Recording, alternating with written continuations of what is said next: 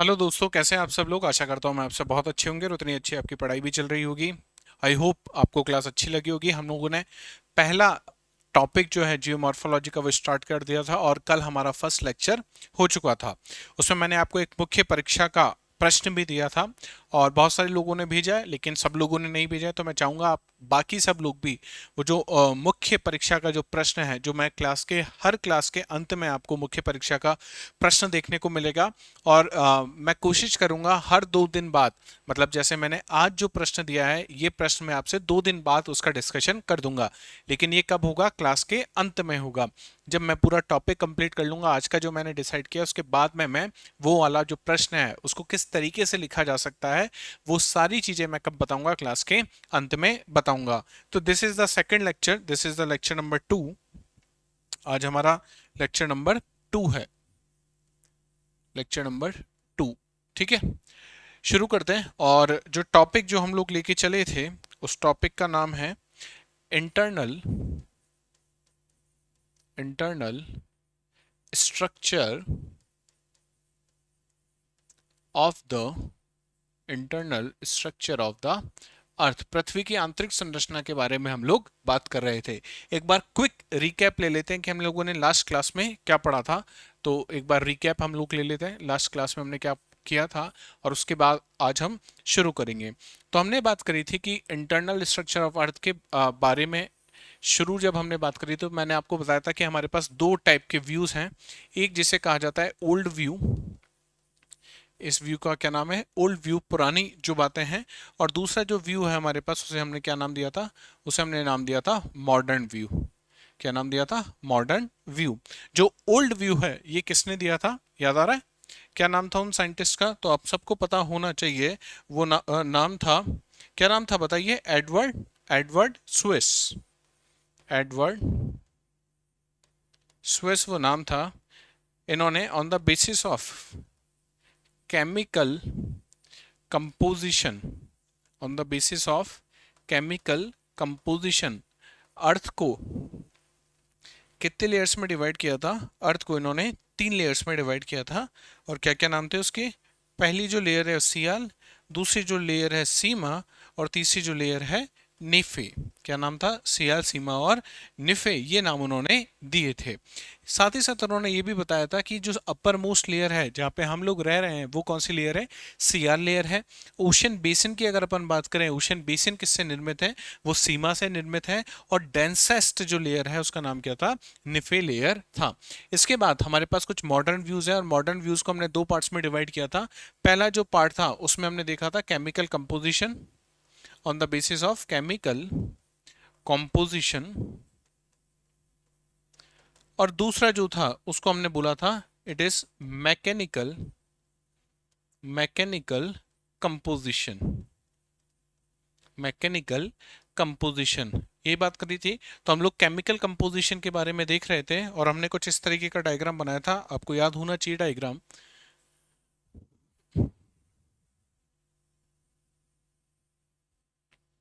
तो ये थी हमारी क्रस्ट, और क्रस्ट से हम लोग गए थे अर्थ के सेंटर पे। कहाँ पे गए थे? अर्थ के सेंटर पे हम लोग गए थे। ये वाला जो पार्ट है इसको हमने बोला था this is nothing but the ocean. Yes, ये हमने बोला था ये कॉन्टिनेंटल क्रस्ट है, ये ओशनिक क्रस्ट है। इसके बाद अगर अपन लोग चलें, कहाँ तक हमें चलना होगा? 29,2900 तक। तो इसको हमने बोला था क्या है? ये है मेंटल। क्या था? मेंटल था। मेंटल के भी हमने 3 पार्ट देखे थे, याद आ रही है? सब चीजें आनी चाहिए आपको, याद है ना? ये था लोअर मेंटल, इसके बाद जो था इंटरमीडिएट मेंटल, और ऊपर वाला था अपर मेंटल। तो ये था अपर मेंटल, इंटरमीडिएट मेंटल, या इसको हमने मिडिल मेंटल भी नाम दिया था। और ये है इनर मेंटल, इनर मेंटल। अच्छा, डेप्थ की बात करें तो 400, ये 700 to 900, अलग अलग जगह पे अलग अलग किलोमीटर्स आपको देखने को मिल सकते हैं। और ये कितना है? 400 किलोमीटर है। उसके बाद 2900 किलोमीटर के बाद क्या शुरू हो जाती है? इसको हमने नाम दिया था this is nothing but it is known as the core. It is known as the core. और कोर में हमने देखा था कि कोर को दो पार्ट में डिवाइड किया था। कौन कौन से पार्ट थे कोर के, याद आ रहा है? आउटर कोर और इनर कोर। कौन कौन से थे? आउटर कोर, ये है आपका आउटर कोर, और ये है आपका इनर कोर। आउटर कोर को हमने बोला था ये कौन से स्टेट में है? लिक्विड स्टेट में है। जबकि इनर कोर कौन से स्टेट में है? सॉलिड स्टेट में है। आपसे पूछा जाए आयरन सबसे ज्यादा डेंसिटी में कहां पे मिलता है, तो कहां पे मिलता है? डेंस आयरन आपको मिलेगा इनर कोर में। आयरन इम्प्योरिटीज के साथ कहां पे मिलता है? आयरन इम्प्योरिटीज के साथ मिलता है आउटर कोर में। आउटर कोर लिक्विड स्टेट में क्यों थी? इसके भी दो रीजन हमने बताए थे, याद आ रहा है? पहला रीजन था रेडियो एक्टिव मटेरियल, और रेडियो एक्टिव मटेरियल्स का क्या होता है? डिके होता है, वो टूटते हैं और टूटने के साथ क्या देते हैं आपको? एनर्जी देते हैं। क्या देते हैं? एनर्जी। और दूसरा रीजन क्या था? दूसरा रीजन था प्रीमॉर्डियल हीट। ये थे दो रीजन। अब आप मुझे बताओगे कि अपर मेंटल, इंटरमीडिएट मेंटल और इनर जो मेंटल है, इसमें तीन मिनरल हमने देखे थे कि तीन मिनरल यहाँ पे मिलते हैं। तो ये मिनरल कौन कौन से थे, ये आप मुझे कमेंट सेक्शन में बताओगे। नेक्स्ट चीज की अगर अपन बात करें तो हमने एक और चीज देखी थी, जो कॉन्टिनेंटल क्रस्ट है, ये किससे निर्मित है? ये निर्मित है जनरली ग्रेनाइट से। किससे? ग्रेनाइट से। और ओशनिक जो क्रस्ट है ये निर्मित है आपका बेसाल्ट से। किससे निर्मित है? बेसाल्ट से। तो ये बातें हमने कब कर ली थी? ये बातें हमने लास्ट क्लास में कर ली थी। कब कर ली थी? लास्ट क्लास में कर ली थी। यहां तक कोई समस्या आपको नहीं होनी चाहिए, ठीक है? आज जो हम बात करना शुरू करेंगे, आज हमारी बात शुरू होगी मैकेनिकल कंपोजिशन से। किससे बात शुरू होगी हमारी? आज हमारी बात शुरू होगी मैकेनिकल कंपोजिशन।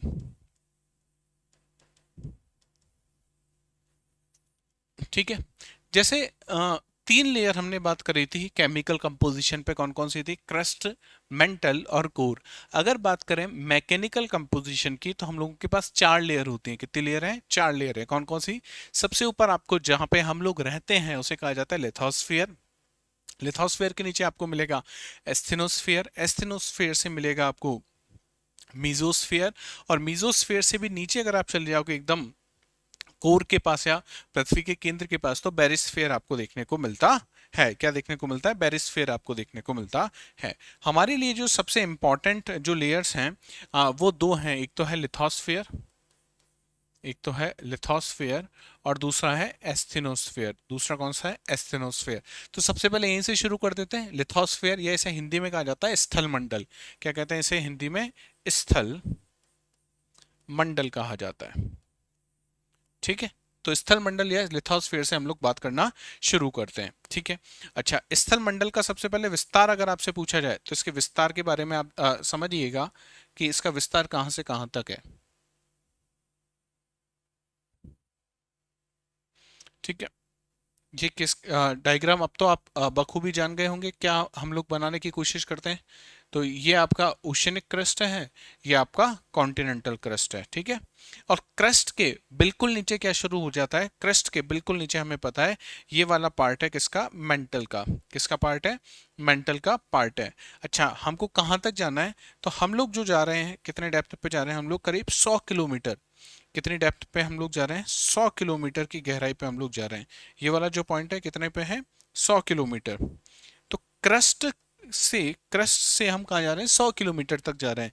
तो क्रस्ट तो आ गया, साथ ही साथ क्या आ गया? मेंटल आ गया। मेंटल में भी कौन सा पार्ट आ गया अगर इसको कहोगे स्पेसिफिकली? तो this is upper part of upper mental. Yes और नो? हमने देखा था अपर मेंटल है। मेंटल की सबसे ऊपरी जो परत है उसका नाम अपर मेंटल है। और इस अपर मेंटल का भी अगर अपर वाला पार्ट ले लें, क्योंकि अपर मेंटल तो 400 किलोमीटर के आसपास तक है, हम लोगों को सिर्फ कहां तक जाना है? 100 किलोमीटर तक जाना है। तो ये अब जो आपके सामने देखने को मिल रहा है, ये जो अब आपके सामने को देखने को मिल रहा है, ये क्या है? यही है आपका स्थल मंडल। यही आपका क्या है? स्थल मंडल है। यही है आपका लिथोस्फियर। यही है आपका लिथोस्फियर। ठीक है। इसमें क्या क्या इंक्लूड होता है, तो ये बात ध्यान रखना। Lithosphere lithosphere is equal to crust plus upper part of upper part of upper mantle, upper part of upper mantle, ये दो चीजें इंक्लूड होती हैं। याद करो कॉन्टिनेंटल क्रस्ट, ये करीब 30 से 35 किलोमीटर होती है इसकी एवरेज डेप्थ। कितनी होती है? 30 टू 35 किलोमीटर। तो जो क्रस्ट का हिस्सा है ये तो कितना है? 30 टू 35 किलोमीटर के आसपास है। बाकी जो बचा हुआ हिस्सा है इस 100 किलोमीटर में, वो सब किसका है? वो है upper part of upper mental. तो ये बात ध्यान रखना कि जो लिथोस्फेयर है, जो लिथोस्फेयर है उसमें क्या क्या मिलेगा आपको? क्रस्ट मिलेगा और अपर पार्ट ऑफ अपर मेंटल आपको देखने को मिलता है। ठीक है, चलें आगे। इसको थोड़ा सा और अगर अपन एक्सटेंड करें इसी डायग्राम को, ध्यान से देखिएगा। हम लोग अब कहाँ पे चल रहे हैं? हम लोग और आगे चलें और अप्रॉक्सीमेट हम लोग पहुंच रहे हैं 400 किलोमीटर पे। कितनी डेप्थ पे हम लोग पहुंच गए? हम लोग पहुंच गए करीब 400 किलोमीटर की डेप्थ पे पहुंच चुके हैं। तो ये वाला जो हिस्सा था इसको तो हमने क्या नाम दिया था? 100 किलोमीटर तक के हिस्से को, इसको नाम हमने दिया है लिथोस्फियर। ये क्या है? ये है लिथोस्फियर। लिथोस्फेयर के जस्ट नीचे वाला हिस्सा है, इसको कहा जाता है एस्थेनोस्फीयर। क्या कहा जाता है? एस्थेनोस्फीयर हम इसको कहते हैं। और हिंदी में इसी चीज को कहते हैं हम लोग दुर्बलता मंडल। क्या कहा जाता है? दुर्बलता मंडल कहा जाता है। यहां तक सारी चीजें आपको क्लियर होनी चाहिए।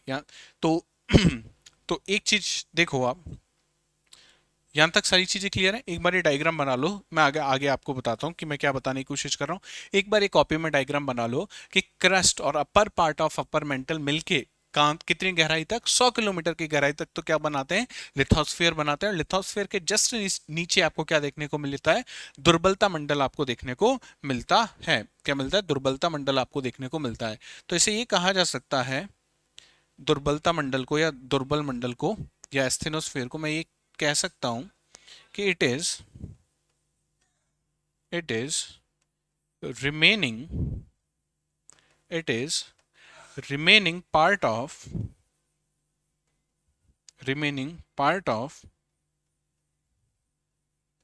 upper mental, it is remaining part of upper mental। ठीक है, अपर मेंटल का आधा जो ऊपरी वाला हिस्सा है वो तो सब कहाँ चला गया था? वो सब तो चलाता गया था लिथोस्फीयर के अंतर्गत। और बाकी बचा हुआ हिस्सा उसमें क्या आ जाता है? दुर्बलता मंडल आ जाता है। दुर्बल मंडल ऐसा आ जाता है। एक बार ये डायग्राम आप बनाइए, डायग्राम आप बनाइए, जरूरी है डायग्राम बनाना।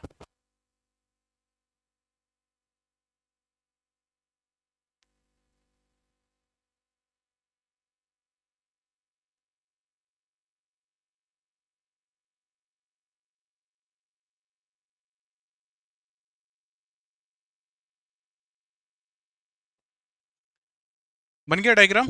चले आगे, चले, चलिए। तो बात, ये डायग्राम आपने बनाया, लिथोस्फीयर की हम लोग बात कर रहे थे, वहीं से बात को कंटिन्यू करते हैं। Lithosphere, lithosphere. अच्छा, लिथोस्फीयर का एक और नाम आप याद रखिएगा, इसे हम लोग एक और नाम से जानते हैं, इसे हम लोग कहते हैं रॉकोस्फीयर। ठीक है, क्यों? क्योंकि जो लिथ होता है ना, लिथ, इसका मतलब क्या होता है? इसका मतलब होता है स्टोन। हम लोग याद करो जब एंशियंट हिस्ट्री पढ़ते हैं तो पाषाण काल के बारे में पढ़ते हैं, स्टोन एज के बारे में पढ़ते हैं। वहां पे क्या पढ़ते हैं? पैलियोलिथिक एज पढ़ते हैं। लिथ का मतलब क्या बताया जाता है वहां पे? लिथ का मतलब होता है स्टोन या चट्टान। तो लिथोस्फीयर में इसका ही दूसरा नाम क्या होता है? रॉकोस्फीयर है। इसका ही दूसरा नाम क्या है? रॉकोस्फीयर। इसकी कुछ प्रॉपर्टीज है जो आपको पता होनी चाहिए। क्या क्या है इसकी प्रॉपर्टीज? पहला है इट इज सॉलिड। कैसा है ये? सॉलिड है, ठोस है। ठीक है। दूसरी जो इसकी मुख्य प्रॉपर्टी है, it is brittle in nature. It is brittle in nature. अब सर ब्रिटल मतलब क्या है? ब्रिटल का मतलब होता है जो चीजें आसानी से टूट जाती हैं, उसे आप क्या कहोगे? ब्रिटल कहोगे। ठीक है, जैसे आपके हाथ में टोस्ट है, टोस्ट खाते हैं हम, चाय टोस्ट जो खाते हैं, टोस्ट अगर आपके हाथ में और आपने उसको क्या किया, तोड़ने की कोशिश की, तो आप देखोगे वो तुरंत टूट जाएगा, होता है। तो बिस्किट है, बिस्किट को अगर आप फोर्स लगाओगे दोनों तरफ तो क्या हो जाएगा, वो ब्रेक डाउन हो जाएगा, टूट जाएगा छोटे छोटे टुकड़ों में। सेम चीज जो होती है उसी को हम क्या कहते हैं, ब्रिटल। आपके पास ग्लास है, ग्लास में आपने क्या किया, ऊपर से एक ग्लास पे आपने कंकर मारा या पत्थर उस पे मारा, तो आप देखोगे जो ग्लास है वो छोटे छोटे पार्ट में डिसइंटीग्रेट हो जाएगा, वो छोटे छोटे पार्ट में टूट जाएगा। तो ये जो प्रॉपर्टी होती है कि अपने छोटे छोटे पार्ट में टूट जाना, इसे आप क्या कहते हो, ब्रिटल कहते हो। क्या कहते हो, ब्रिटल कहते हो। तो जो लिथोस्फेयर है ये भी क्या है, ब्रिटल इन नेचर है। कैसा है, ब्रिटल इन नेचर है, ठीक है। ये चीज हमें पता ही है कि लिथोस्फेयर के अंतर्गत क्या क्या आता है, लिथोस्फेयर के अंतर्गत आता है crust plus upper part of upper part of upper mental. क्या आता है, upper part of upper mantle, upper part of upper mental, ठीक है। इस ब्रिटल से ही एक और चीज समझना, it is fragmented fragmented broken and interlocked. क्या लिखा है, it is fragmented broken and interlocked pieces, interlock pieces which are or which is known as which are known as lithospheric lithospheric plates, which are known as lithospheric plates. अब देखो आगे जब हम लोग पढ़ेंगे ना प्लेट टेक्टोनिक थ्योरी, तो वहां पे फिर से नाम आएगा प्लेट क्या होती है, ठीक है। तो हम वहां पे भी मेनली किसकी बात करते हैं, लिथोस्फेरिक प्लेट की बात करते हैं। अब लिथोस्फेरिक प्लेट होती क्या है, ये होती है fragmented broken and interlocked pieces which are known as lithospheric plate, which are known as lithospheric plate, ठीक है। अब क्या होती है लिथोस्फेरिक प्लेट, इसको समझने की कोशिश करो। आपने आपने मौसमी देखी है, मौसमी का अगर आपने कभी जूस पिया है कभी ठेले पे, तो आप देखोगे कि वो जो शॉपकीपर है जो जूस बना रहा है वो क्या करता है, अपने हाथ में, एक हाथ में नाइफ लेता है, चाकू लेता है, और दूसरे हाथ में मौसमी लेता है, और चाकू से मौसमी के जो छिलका होता है उसको क्या कर देता है, पील ऑफ कर देता है, उसको छिलके को हटा देता है, ठीक है। उस छिलके को हटा दिया, टुकड़े टुकड़े करके वो हटा देता है। लेकिन अगर आप वापस से उन छिलकों को जोड़ दो, आप किसी भी तरीके से वापस उन छिलकों को जोड़ दोगे, तो आप देखोगे वो फिर से उसी शेप को वो ले लेंगे। क्या करते हैं, उसी शेप को ले लेते हैं। तो वो जो टुकड़े हैं वो फ्रेगमेंट हैं, वो छोटे छोटे हिस्से हैं, कैसे, जो टूट गए हैं। और वो कैसे थे, पहले इंटरलॉक्ड थे, और क्या थे, इंटरलॉक्ड थे। अगर इसी तरीके से वापस बना दोगे तो वापस से क्या बन जाएगा, वो मौसमी का छिलका पूरा बन जाएगा। तो इस प्रकार की चीज को हम लोग क्या कहते हैं, इस प्रकार की चीज को हम लोग कहते हैं, जो लिथोस्फेयर में उसे कहा जाता है लिथोस्फेरिक प्लेट। क्या कहा जाता है, लिथोस्फेरिक प्लेट कहा जाता है। और ये जो लिथोस्फेरिक प्लेट्स होती है ना, दे फ्लोट्स ओवर एस्थेनोस्फेयर, दे फ्लोट्स ओवर एस्थेनोस्फेयर। अभी बताते हैं, पहले समझो जो अपन बात कर रहे हैं वो क्या है। वो कुछ इस तरह की बात है, देखो कि ये आपका लिथोस्फेयर है, लिथोस्फेयर बना लेते हैं। देखो यही जरूरी होता है कि ये जो डायग्राम्स है ना, ये आप हाथ से बनाना सीख लो। अदरवाइज क्या होता है, जब हम लोग पीपीटी से पढ़ते हैं तो हमें डायग्राम, नो डाउट वो अच्छे दिखते हैं, लेकिन वो डायग्राम आप कहाँ नहीं बना पाओगे, आप उन्हें एग्जाम में तो नहीं बना पाओगे। बहुत 3D टाइप के डायग्राम्स होते हैं, वो एग्जाम में हम लोग नहीं बना पाते। और अगर वो 3D डायग्राम एग्जाम में नहीं बना पाओगे या बनाने की कोशिश भी करोगे, तो उसमें क्या जाएगा, बहुत ज़्यादा टाइम चला जाता है, ठीक है। तो डायग्राम्स आपके इस तरीके से हो बनाने, आपको सीखने हैं कि आप उनको क्या बना सको, एग्जाम में बना सको, क्या बना सको, जिनको एग्जाम में बना सको, ठीक है। तो ये है आपका पूरा लिथोस्फेरिक प्लेट। क्या है, लिथोस्फेरिक प्लेट, जिसकी कुछ क्या है, डेप्थ भी है। और कितनी डेप्थ है इसकी हमें पता है, 100 किलोमीटर तक तो है। तो 100 किलोमीटर का एक ब्लॉक हमने ले लिया पील ऑफ करके, ठीक है। ये जो लिथोस्फेरिक प्लेट है हमारे पास, इसको हमने क्या कहा, ये फ्रेगमेंटेड है और इंटरलॉक्ड है, ब्रोकन इनटू पीसेज है, छोटे छोटे पीसेज हैं इस तरीके से।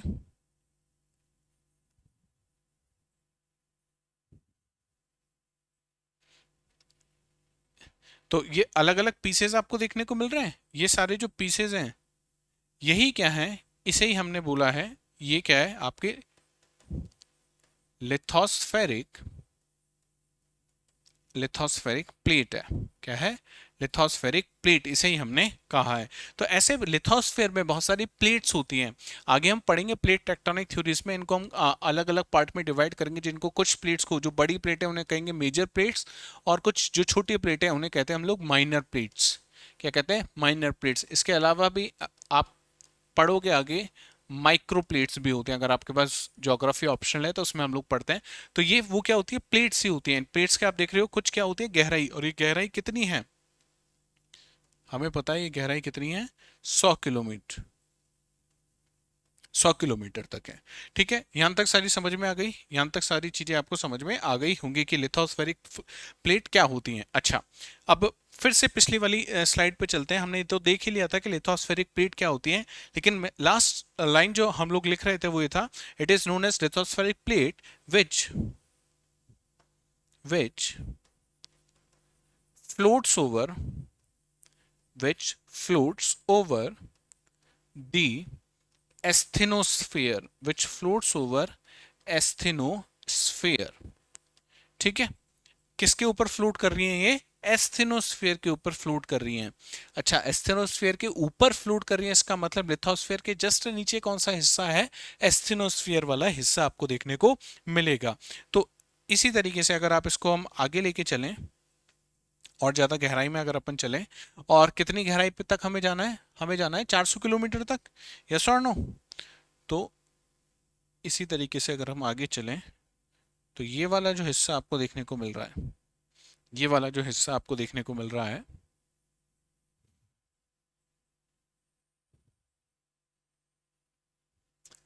ये 400 किलोमीटर तक, कहाँ तक है? ये वाली जो लोअर मोस्ट पॉइंट है, ये कहाँ पर है आपका? 400 किलोमीटर तक है। ये क्या कहलाता है? इसी को आप कहते हो एस्थेनो, एस्थेनो स्फीयर, दुर्बलता मंडल। तो अब आप समझ पा रहे हो कि सारी लिथोस्फेरिक प्लेट जो कैसी है, इनकी प्रॉपर्टी याद रखना है। तीन नाम आपको पता होने चाहिए। एक तो है ये फ्रेगमेंटेड, क्या है? फ्रेगमेंटेड है, broken and interlocked, and interlocked. ये जो लिथोस्फेरिक प्लेट्स हैं, ये किसके ऊपर फ्लोट करती हैं? ये एस्थेनोस्फेयर के ऊपर फ्लोट करती हैं। किसके ऊपर फ्लोट करती हैं? एस्थेनोस्फेयर के ऊपर फ्लोट करती हैं। ठीक है, और ये फ्रेगमेंटेड, ब्रोकन, और क्यों है ये, अगर पूछ लिया जाए कि why they are fragmented and broken, तो इसका रीजन अभी हमने देखा था। क्या है ये? क्योंकि हमारा जो लिथोस्फेयर है, ये कौन से नेचर का है? ये ब्रिटल नेचर का है। कौन से नेचर का है? ब्रिटल नेचर का। और अगर ब्रिटल नेचर का है तो ये कंपलसरी है कि कौन सी स्टेट में होगा?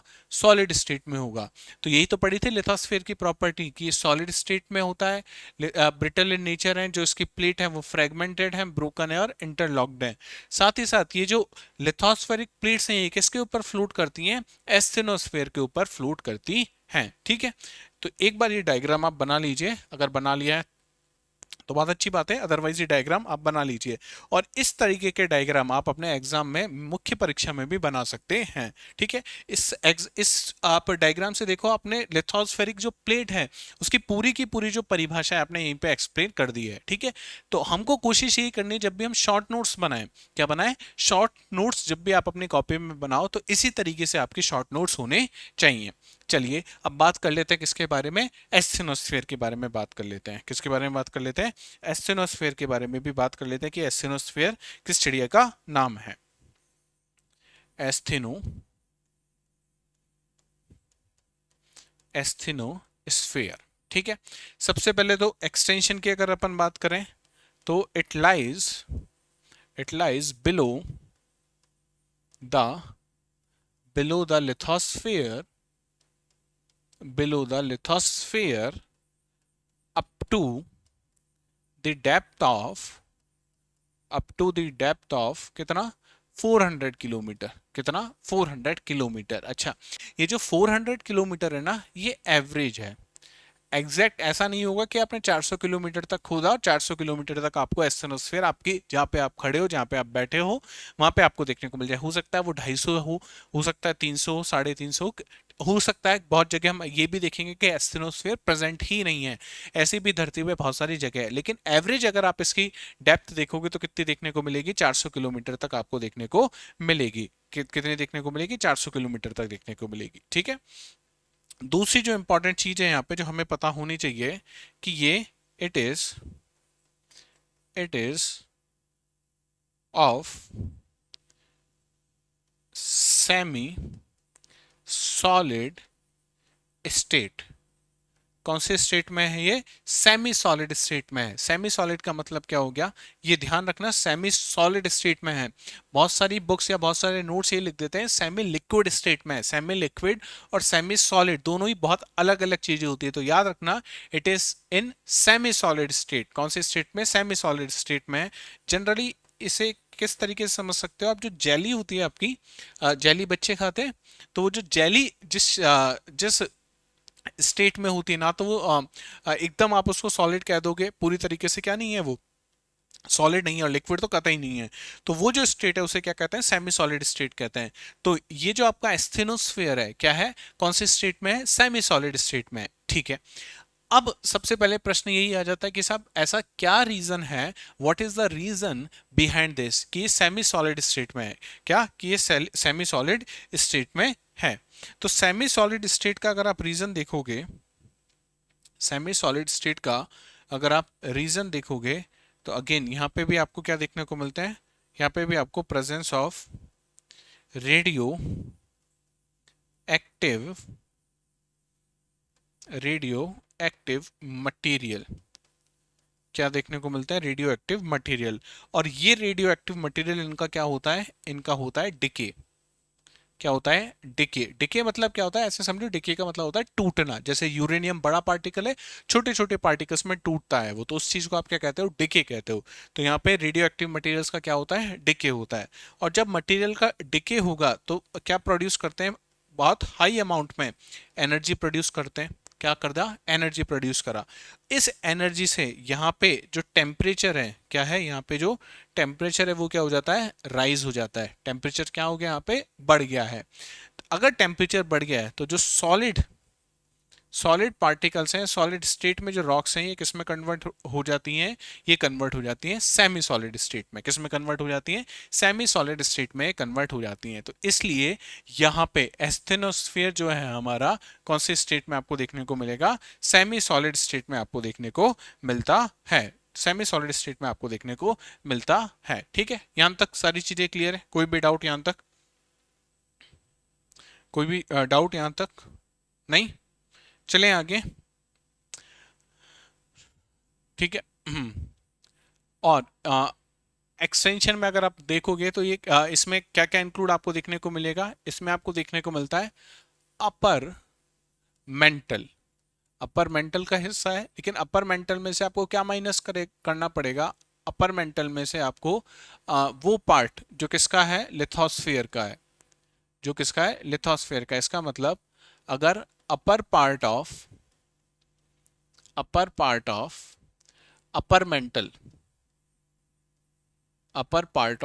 मेंटल आप माइनस कर दो, किसमें से, अपर मेंटल में से, तो आपको क्या देखने को मिल जाएगा, एस्थेनोस्फीयर आपको देखने को मिल जाएगा। इसकी डेप्थ आपके पास आ जाएगी। और वो चीज भी मैं लिख देता हूं जो अभी अपन बात कर रहे थे कि द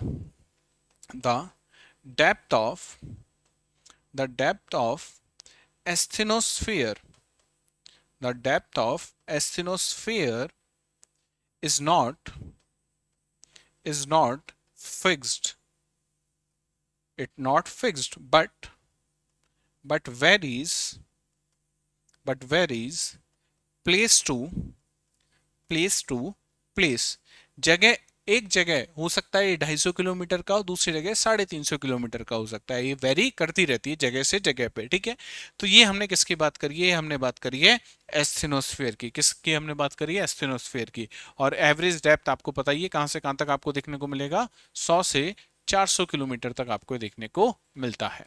कितना, 100 से 400 किलोमीटर तक ये आपको देखने को मिलता है। ठीक है, ठीक है। ये आप एक बार नोट डाउन कर लीजिए। उम्मीद कर रहा हूं मैं आप मेरे साथ ये सारी चीजें नोट डाउन कर रहे होंगे। बिल्कुल इसी तरीके से पढ़ाया जाता है यार। देखो पेड बैच में बस वहां पे क्या हो जाती है, पीपीटीज हो जाती हैं। यहाँ पे हम लोग पीपीटी यूज नहीं कर रहे हैं, ठीक है। ये सारे जो जो भी यहाँ पे मैं लिख रहा हूँ, जो भी एनोटेशन यहाँ पे आपको देखने को मिल रहे हैं, तो ये सारे मैं आपको टेलीग्राम ग्रुप पे तो प्रोवाइड करा ही रहा हूँ, लेकिन मैं चाहता हूँ ये सब चीजें आप मेरे साथ यही क्लास में भी लिखते हुए चलें। कहाँ लिखते हुए चलें? क्लास में लिखते हुए चलें। चलें आगे। चलिए, एक जो इंपॉर्टेंट लाइन है वो और मैं आपको यहां पे एक्सप्लेन करता हूं कि जनरली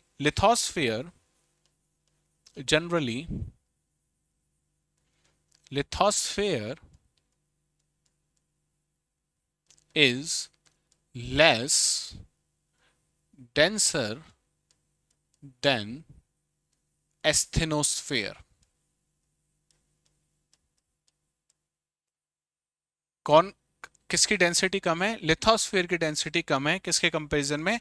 एस्थेनोस्फीयर के कंपैरिजन में। एस्थेनोस्फीयर के कंपैरिजन में यहाँ पे डेंसिटी कम है। इसीलिए इसीलिए आप कह रहे थे कि जो एस्थेनोस्फीयर है इसके ऊपर क्या आपको देखने को मिलेगा? लिथोस्फीयर इसके ऊपर आपको देखने को मिलता है। अगर डेंसिटी ज्यादा होती तो उल्टा हो जाता। तो क्या हो जाता? उल्टा हो जाता। तो ये क्योंकि चूंकि लिथोस्फीयर का जो घनत्व है, स्थल मंडल का जो घनत्व है, वो दुर्बल मंडल से कम है, इसलिए हमेशा आपको लिथोस्फीयर ऊपर देखने को मिलता है, ठीक है। पहली चीज। अच्छा, एस्थेनोस्फीयर की अगर अपन बात करें तो एस्थेनोस्फीयर में आपको क्या एक और चीज देखने को मिलती है, जिसे हम कहते हैं मैग्मा चैम्बर्स। क्या देखने को मिलते हैं यहाँ पे? मैग्मा चैम्बर्स आपको देखने को मिलते हैं। क्या देखने को मिलते हैं? मैग्मा चैम्बर्स आपको देखने को मिलते हैं। और जितने भी मोस्ट ऑफ द, ये ऐसे लिखो, most of the volcanic most of the volcanic eruption which took place which took place the their source of magma lies within the asthenosphere। Asthenosphere. तो अर्थ अर्थ पे जितने भी वॉल्केनिक इरप्शन हो रहे हैं, मोस्टली या मैं कहूँ करीब करीब 95-97% के आसपास जितने भी वॉल्केनिक इरप्शन हो रहे हैं, उनमें जो मैग्मा जो बाहर आके लावा बनता है, वो सब कहाँ से आ रहा है? वो सब आ रहा है एस्थेनोस्फीयर से। कहाँ से आ रहा है? एस्थेनोस्फीयर से आ रहा है, ठीक है। अब ये किस तरीके से आता है, इसको समझने की कोशिश करना आप। देखो, सबसे ऊपर ये हमारा अर्थ का सरफेस है। ये क्या है? सरफेस है। अच्छा, जो पहली लेयर थी जिसको हमने क्या कहा था, जिसे हमने कहा है ये है आपकी क्रस्ट। क्या ये आपका क्रस्ट है? ठीक है। एस्थेनोस्फीयर है, क्रस्ट है। अच्छा, क्रस्ट से हमको कहाँ पे जाना होगा? सबसे पहले तो 100 किलोमीटर की गहराई तक जाना होगा। तो आ जाते हैं, चलो पहले 100 किलोमीटर की गहराई तक। तो ये वाला जो पार्ट है, ये पूरा किसका पार्ट बन गया? हमारे लिथोस्फीयर का पार्ट बन चुका है। किसका पार्ट बन चुका है? लिथोस्फीयर का ये पार्ट बन चुका है। लिथोस्फीयर से और नीचे अगर अपन चलें, और लिथोस्फीयर से कितना नीचे अगर हमको आना होगा, लिथोस्फीयर से हमें कितनी गहराई पे पहुंचना है? 400 किलोमीटर की गहराई पे। कहाँ पे? 400 किलोमीटर की गहराई पे। तो ये जो लेयर है, इसका नाम क्या हो गया? एस्थेनोस्फीयर। क्या हो गया? एस्थेनोस्फीयर। यहाँ पे पार्टिकल्स कौन से स्टेट में? सेमी सॉलिड स्टेट में है। कौन सी स्टेट में? सेमी सॉलिड स्टेट में है। तो यहाँ पे आपको क्या देखने को मिलेंगे? यहाँ पे आपको बहुत सारे इस टाइप से मैग्मा चैम्बर्स आपको देखने को मिलते हैं। क्या देखने को मिलते हैं? मैग्मा चैम्बर्स आपको देखने को मिलते हैं। ये जो चीज आपके सामने दिख रही है रेड वाली, इसको बोला जाता है मैग्मा चैम्बर्स। क्या कहते हैं इनको? मैग्मा चैम्बर्स कहते हैं। और इस मैग्मा चैम्बर से आप देखोगे, ये जो मैग्मा है ये ऊपर की तरफ उठता है, लिथोस्फीयर में पहुंचता है, और जहां पे भी इसको वीक जोन मिलेगा, वहां से बाहर क्या हो जाता है? इरप्ट हो जाता है। क्या हो जाता है? इरप्ट हो जाता है। ये किस में कन्वर्ट हो जाएगा? लावा में। और इस चीज को हमने क्या नाम दिया था? यही है आपका वॉल्केनिक इरप्शन। अब ये ऊपर क्यों जा रहा है, कहां से जाएगा, कन्वेक्शनल करंट्स क्या होते हैं, ये सब चीजें हम आगे देखेंगे। लेकिन अभी मैं उम्मीद करता हूं आप समझ गए होंगे कि मैग्मा चैम्बर्स क्या होते हैं। एस्थेनोस्फीयर में मैग्मा चैम्बर्स क्यों मिलते हैं? क्योंकि यहाँ पे हमें क्या मिल रहा था? यहाँ पे हमें वो पार्टिकल्स मिलते हैं। कौन से पार्टिकल्स? यहाँ पे हमें मिलते हैं रेडियो एक्टिव मटेरियल। क्या मिल रहा है? रेडियो एक्टिव मटेरियल मिल रहा है। ठीक है, तो कोई इश्यू यहां तक आया ना? चले आगे, चले आगे। चलिए, एक और चीज आप यहां पे समझना कि हमारी जो क्रस्ट है, क्रस्ट को हमने दो पार्ट्स में डिवाइड करा था, याद आ रहा है? क्रस्ट को हमने कितने पार्ट्स में डिवाइड करा था? दो पार्ट्स में डिवाइड करा था पूरी क्रस्ट को। क्रस्ट को दो पार्ट में डिवाइड करा था और इस तरीके से किया था। ये है आपकी कॉन्टिनेंटल क्रस्ट और ये है आपकी oceanic crust. Oceanic crust thin भी बोला था, इसको थिकर बोला है। पुरानी क्लासेस याद आ रही हैं? ये जो कॉन्टिनेंटल क्रस्ट है ये बनी भी किससे थी? ग्रेनाइट से। और जो ओशनिक क्रस्ट है ये बना हुआ था आपका बेसाल्ट से। किससे? बेसाल्ट से। इसके नीचे ये पूरा क्रस्ट मैं मान के चलूं, इसके नीचे कहां तक? 100 किलोमीटर तक। इसको आपने क्या नाम दिया था? इसको आपने नाम दिया है लिथोस्फीयर। क्या है ये? ये है आपका लिथोस्फीयर। क्या आपका? लिथोस्फीयर। अपर पार्ट ऑफ क्या है? Upper part of upper mantle है। Upper part of upper mantle है। ठीक है, तो ये जो कॉन्टिनेंट के नीचे है इसे कह सकते हैं हम लोग कॉन्टिनेंटल। ये है कॉन्टिनेंट के नीचे कॉन्टिनेंटल लिथोस्फीयर हो जाएगा। सिमिलरली वहां पे क्या हो जाएगा? Oceanic lithosphere. क्या हो जाएगा? Oceanic, oceanic lithosphere. तो यहां पे आप देख पा रहे हो कि लिथोस्फीयर अगर ओशन क्रस्ट के नीचे तो नाम क्या हो गया? ओशनिक लिथोस्फीयर हो गया। और अगर कॉन्टिनेंट के नीचे तो नाम क्या हो गया? कॉन्टिनेंटल लिथोस्फीयर हो गया। बट जो इंपॉर्टेंट चीज है वो ये समझने की है कि अगर हम बात करें किसकी? 400 किलोमीटर पे अगर हम अपन चल लें और बात करें तो ये पूरा हिस्सा, पूरा पार्ट एक जैसे काम करता है। इसको हम क्या बोलते हैं? एस्थेनोस्फीयर। पूरा दुर्बलता मंडल है। यहाँ पे महाद्वीपीय स्थल मंडल अलग है, महासागरीय स्थल मंडल अलग हो गया। लेकिन जैसे ही आप कहाँ पहुंचोगे? एस्थेनोस्फीयर में, तो एस्थेनोस्फीयर में महाद्वीप और महासागर जैसा कोई भी डिवीजन आपको यहाँ पे देखने को नहीं मिल रहा है। ठीक है, तो ये चीज भी आप याद में रखना कि कॉन्टिनेंटल लिथोस्फीयर और ये है ओशनिक लिथोस्फीयर। लेकिन एस्थेनोस्फीयर में हम ऐसा नहीं लिखते हैं कि एस्थेनोस्फीयर कॉन्टिनेंटल है या एस्थेनोस्फीयर जो है वो ओशनिक है। एस्थेनोस्फीयर है वो ओशनिक है। ठीक है, यहां तक सारी चीजें क्लियर है? चलो आगे चलें, आगे चलें। आपसे पूछ लिया जाए कि भाई मैग्मा चैम्बर क्यों है? मैग्मा चैम्बर, रीजन इसका बता दो आप। रीजन तो मैग्मा चैम्बर का रीजन अभी हमने देखा था, due to the presence of radioactive materials, due to the presence of radioactive materials when they start decaying, जब वो टूटना शुरू होते हैं, when they start decaying, they produce a large amount of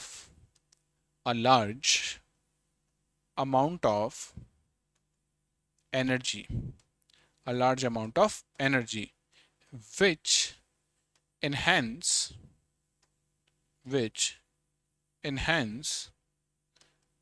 the temperature,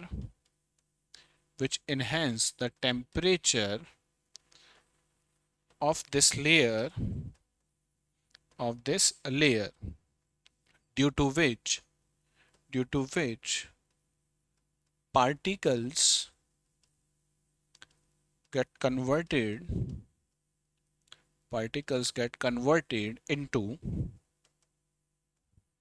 semi solid state। ठीक है, semi solid state. और यही इसी से क्या बनता है? आपके मैग्मा चैम्बर्स बनते हैं। इसी से क्या बनते हैं? मैग्मा चैम्बर्स आपको बनते देखने को मिलेंगे। ठीक है, अच्छा आप यहां पे देख रहे हो, फिर से आपके मन में प्रश्न आना चाहिए कि सर यहाँ पे भी क्या है, रेडियो एक्टिव मटेरियल है।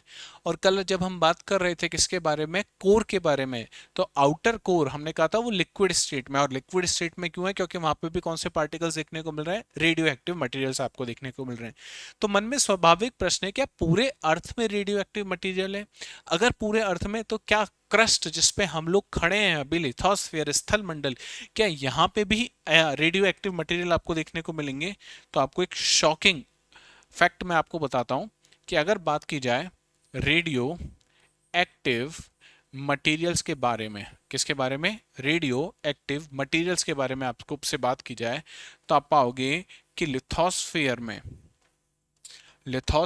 में ये रेडियो एक्टिव मटेरियल ज्यादा है किसके मुकाबले, एस्थेनोस्फीयर के मुकाबले। फिर से सुनना मैं क्या कह रहा हूं, कि रेडियो एक्टिव मटेरियल कहां ज्यादा है, लिथोस्फीयर में ज्यादा है, किसके मुकाबले, एस्थेनोस्फीयर के मुकाबले। अब फिर से दिमाग घूमेगा कि अगर लिथोस्फीयर में भी रेडियो एक्टिव मटेरियल ज्यादा है, तो लिथोस्फीयर को अभी हम लोग बता के आए कि ये कैसा होता है, ये तो होता है सॉलिड। अगर यहाँ पे रेडियो एक्टिव मटेरियल ज्यादा है तो यहाँ तो हीट ज्यादा होनी चाहिए, और हीट अगर ज्यादा है तो किस स्टेट में नहीं होना चाहिए, सॉलिड स्टेट में तो होना ही नहीं चाहिए, तो लिक्विड में होता है, या एटलीस्ट सेमी सॉलिड में तो होना ही चाहिए था, हाँ या ना। लेकिन समझो इस बात को, ये जो ऊपर वाला हिस्सा है हमारा, ये है आपका लिथोस्फीयर, हाँ या ना, और लिथोस्फीयर के नीचे आपको क्या देखने को मिलेगा, एस्थेनोस्फीयर देखने को मिलता है। ये जो लिथोस्फीयर में, यहाँ पे मानो ये कुछ रेडियो एक्टिव मटीरियल है, क्या है, ये कुछ रेडियो एक्टिव मटीरियल है। यहाँ से टेम्परेचर जो जो बढ़ता है, ये अर्थ सरफेस से, कहाँ से, अर्थ सरफेस से बाहर निकल जाता है, तो हीट की फॉर्म में ये क्या हो गया, बाहर निकल गया, किसके फॉर्म में, हीट की फॉर्म में ये बाहर निकल गया। लेकिन जब बात की जाए किसकी, एस्थेनोस्फीयर की, जब बात यहाँ पे किसकी की जाती है, एस्थेनोस्फीयर की जब बात आप करोगे, तो एस्थेनोस्फीयर के ऊपर लिथोस्फीयर है। लिथोस्फीयर में क्या है, बहुत सारी रॉक्स हैं, क्या प्रेजेंट है यहाँ पे, इसलिए तो नाम क्या दिया था, रॉकोस्फीयर। यहाँ पे रॉक्स प्रेजेंट हैं, और जो ये रॉक्स होती हैं, they are bad conductor of heat, क्या है ये, bad conductor of heat, bad conductor of heat है, तो हीट को ये ट्रांसफर नहीं करती हैं, ऊपर नहीं जाने देती हैं। तो एस्थेनोस्फीयर में क्या होती रहती है, एस्थेनोस्फीयर में हो जाती है हीट ट्रैप, क्या हो जाती है, हीट हो जाती है ट्रैप, और हीट ट्रैप होती जा रही है, हीट निकलती तो जा रही है, लेकिन हीट क्या हो जा रही है, ट्रैप हो जा रही है, बाहर नहीं जा पा रही है। आप बिल्कुल इस तरीके से समझो कि आप कमरे में हो, कमरे में सब कुछ, कोई खिड़की दरवाजे नहीं है, या है तो आपने बंद कर रखे हैं, और आपने क्या कर दिया, आपने कुछ इलेक्ट्रॉनिक जो चिमनी है उसको आपने जला लिया है, ठीक है, इलेक्ट्रॉनिक कोई भी फायर वाली चीज है जो टेम्परेचर राइज कर रही है, वो आपने क्या कर दिया, जला ली है। अब धीमे धीमे धीमे धीमे क्या होता जा रहा है, हीट बढ़ती जा रही है कमरे में, लेकिन वो हीट बाहर नहीं निकल पा रही है, क्यों, क्योंकि कोई भी रास्ता नहीं है उसके पास। तो आप देखोगे हीट ट्रैप होना शुरू हो जाएगी, उस कमरे का तापमान बहुत तेजी से क्या हो जाएगा, बढ़ना शुरू हो जाएगा। बिल्कुल एस्थेनोस्फीयर का तापमान बहुत तेजी से क्या होना शुरू होता है, बढ़ना शुरू हो जाता है, और इतना बढ़ जाता है कि वो पार्टिकल्स जो यहाँ पे कौन सी अवस्था में थे, ठोस अवस्था में थे, सॉलिड स्टेट में थे, वो सब किस में कन्वर्ट होना शुरू हो जाते हैं, सेमी सॉलिड स्टेट में कन्वर्ट हो जाते हैं। और यहाँ पे क्या फॉर्मेशन होता है, बहुत सारी जगह पे यहाँ पे आपको मैग्मा चैम्बर्स देखने को मिलते हैं, ठीक है। तो ये चीज भी आपको पता होनी चाहिए, ये चीज भी आपको पता होनी चाहिए, ठीक है, कि हीट जनरेशन यहाँ पे आपको देखने को मिलता है। तो ये बात हमने करी किसकी, लिथोस्फीयर की, और हमने बात करी एस्थेनोस्फीयर की। लिथोस्फीयर और एस्थेनोस्फीयर के बारे में हमको सारी जानकारी हो गई है, ठीक है। हमारे पास दो और मैकेनिकल, जब कंपोजिशन की बात करते हैं तो दो लेयर और होती है, एक होती है मीजोस्फीयर, कौन सी होती है, मीजोस्फीयर, और दूसरी जो होती है, चौथे नंबर की जो लेयर है उसे कहा जाता है बैरिस्फीयर, क्या कहा जाता है, बैरिस्फीयर। इसके बारे में कुछ लिखने की या कुछ समझने की जरूरत नहीं है, क्यों, क्योंकि मीजोस्फीयर में आपको जो जो हमने इंटरमीडिएट मेंटल में पढ़ा था, और इनर मेंटल, और किसमें, इनर मेंटल में जो जो पढ़ा था, वो सब चीजें आप यहाँ पे लिख सकते हो, किसमें, मीजोस्फीयर में। और बात की जाए बैरिस्फीयर में, तो यहाँ पे आउटर कोर और इनर कोर में किसमें, आउटर कोर और इनर कोर में जो जो चीजें हमने पढ़ी है वो सब आपको यहाँ पे लिखनी है। इसके अलावा आपको और कुछ नहीं लिखना है, और कुछ नहीं लिखना है, ठीक है। इसके बारे में हम लोग आगे भी चर्चा करेंगे जब हम बात करेंगे जियो मैग्नेटिज्म के बारे में। हमारा एक टॉपिक आएगा जियो मैग्नेटिज्म, जिसे भूचुंबकत्व कहते हैं। जब उसकी हम चर्चा करेंगे तो मैं आपको आउटर कोर और इनर कोर के बारे में और अच्छी तरीके से बताऊंगा कि क्यों आउटर कोर जो एक लिक्विड स्टेट में, उसकी वजह से पृथ्वी एक क्षण मैग्नेट, एक बार मैग्नेट की जैसे काम करती है। तो वो सब चीजें आगे की बात है, लेकिन अभी मीजोस्फीयर और बैरिस्फीयर के बारे में इतना ही आपको पता होना चाहिए। अब आपसे अगर कोई क्वेश्चन पूछ ले कि भाई मैकेनिकल कंपोजिशन बताओ किसका, अर्थ का, तो मैकेनिकल कंपोजिशन ऑफ अर्थ में आप कहां से शुरू करोगे, लिथोस्फीयर बताओगे, एस्टेनोस्फीयर बताओगे, फिर मीजोस्फीयर में आप मेंटल के बारे में, और मेंटल के भी कौन से पार्ट, इनर मेंटल और जो इंटरमीडिएट मेंटल है उसके बारे में आप बताओगे, और लास्ट में आपको आप पहुंच जाओगे बैरिस्फीयर में, जहां पे आप कोर और कोर के दोनों पार्ट, आउटर कोर और इनर कोर के बारे में आप वहां पे बता दोगे।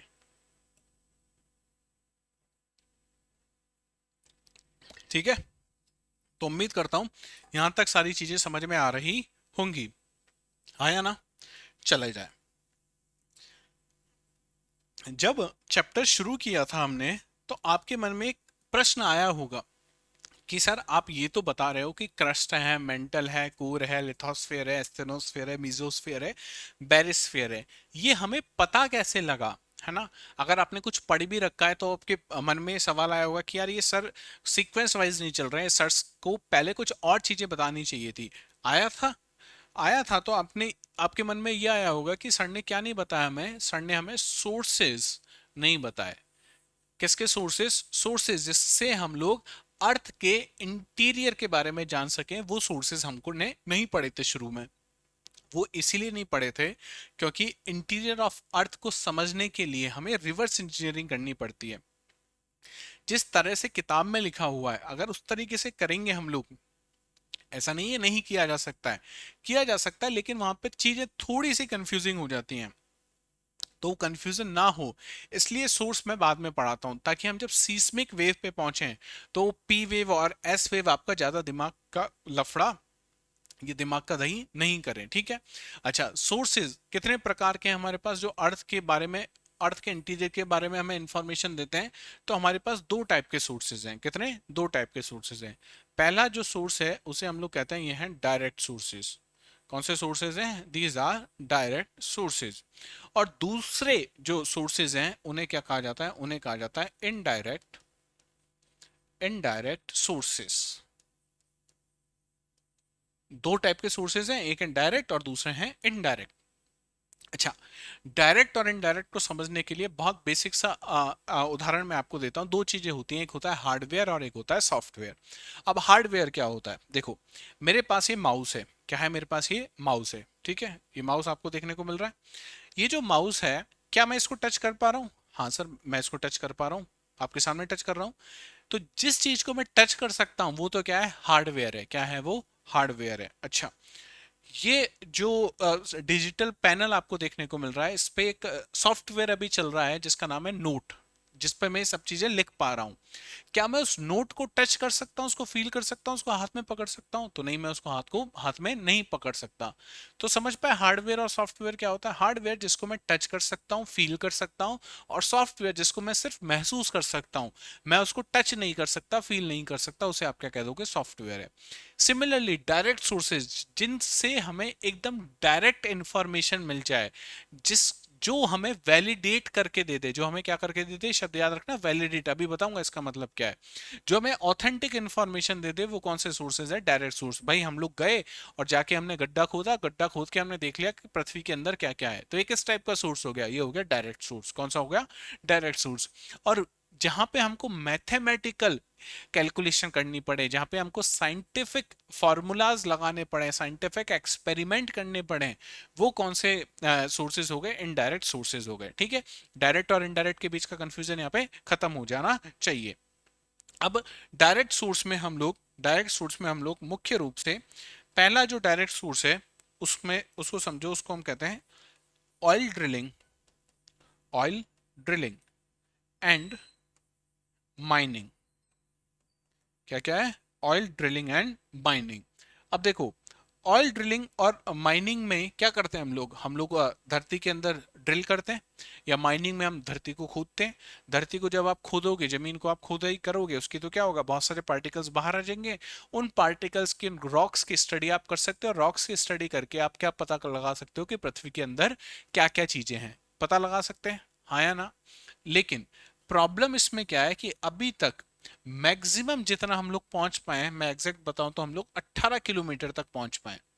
कितना पहुंच पाए, 18 किलोमीटर तक पहुंच पाए। और अर्थ की रेडियस कितनी है, तो अर्थ की रेडियस है करीब करीब 6371 किलोमीटर। अब आप मुझे बताओ कि 6371 किलोमीटर में से अगर आप सिर्फ 18 किलोमीटर पहुंच पाए हो, तो कितना ही पहुंच पाए हो, बहुत कम पहुंच पाए। तो बहुत लिमिटेड इंफॉर्मेशन हमें कौन देके जाता है, ओशन ड्रिलिंग एंड माइनिंग देके जाते हैं। लेकिन ये जो इंफॉर्मेशन देके जाते हैं, इसको कोई वैलिडेट करने की जरूरत नहीं। भाई ये तो आपने जाके ही देख लिया ना, आपने फील ही कर लिया कि कौन कौन से क्या है यहाँ पे मिनरल्स आपको देखने को मिल रहे हैं। तो यहाँ पे किसी वैलिडेशन की जरूरत नहीं है, किसी प्रूफ की जरूरत नहीं है। हमें पता है कि जब ड्रिलिंग कर रहे हैं या जो माइनिंग कर रहे हैं, उसके बाद जो हमें मिनरल्स मिल रहे हैं वो एकदम सही हैं। ठीक है, ये बात ठीक है, ओशन ड्रिलिंग एंड माइनिंग। दूसरा दूसरा जो सबसे इंपॉर्टेंट है यहाँ पे, वो है वॉल्केनिक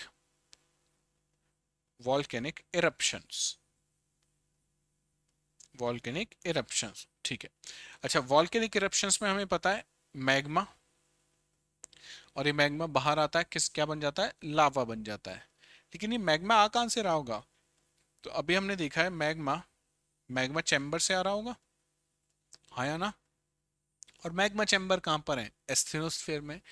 लेकिन क्या आप मुझे बता सकते हो ये जो मैग्मा चैम्बर है कितने किलोमीटर पे है, क्या ये 350 किलोमीटर पे है, या 250 पर है, या 200 पर है, कितने किलोमीटर पे बताया जा सकता है, 150 पे नहीं बताया जा सकता। हाँ, हमें ये तो पता लग जाएगा कि ये पृथ्वी के अंदर से आ रहा है, लेकिन मैं ये नहीं बता पाऊंगा कि पृथ्वी के अंदर कितनी डेप्थ से ये आ रहा है। ठीक है, तो हमें ये बिल्कुल वॉल्केनिक इरप्शन आपको डायरेक्ट इंफॉर्मेशन दे देगा कि पृथ्वी के अंदर ये मटेरियल प्रेजेंट है, लेकिन आप ये नहीं बता पाओगे कि पृथ्वी के अंदर इस डेप्थ पे ये मटेरियल प्रेजेंट है। ठीक है, तो ये दो हमने क्या देखे, ये हैं डायरेक्ट सोर्सेज। क्या हैं ये, आपके डायरेक्ट सोर्सेज हैं, डायरेक्ट सोर्सेज हैं। ठीक है, अब इनडायरेक्ट सोर्सेज की अगर अपन बात करें, तो इनडायरेक्ट सोर्सेज में सबसे पहला आप कहोगे स्टडी ऑफ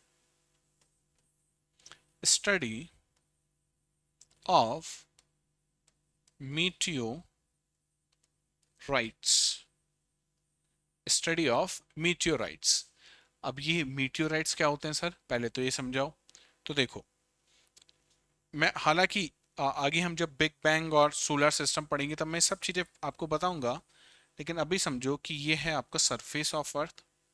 क्या ये आपका सरफेस ऑफ अर्थ है, और अर्थ सरफेस के ऊपर हमारे पास क्या है, अर्थ सरफेस के ऊपर हमारे पास हमारा एटमॉस्फेयर है, अर्थ का ये एटमॉस्फेयर है। इस एटमॉस्फेयर के ऊपर जो कुछ भी है इसे हम क्या कहते हैं, ये है आपका स्पेस। क्या है ये, आपका स्पेस। अच्छा, अगर मुख्यतः देखोगे तो चार इसके क्या मिलेंगे आपको, चार लेयर्स होती हैं।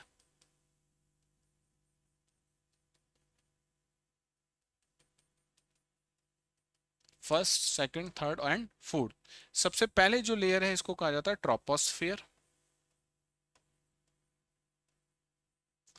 इसके ऊपर जो है इसे कहते हैं हम लोग स्ट्रेटोस्फियर। इसके ऊपर जो है इसे कहा जाता है मीजोस्फियर। ठीक है, यहां तक तो कोई समस्या होनी ही नहीं चाहिए, यहां तक तो कोई समस्या होनी ही नहीं चाहिए।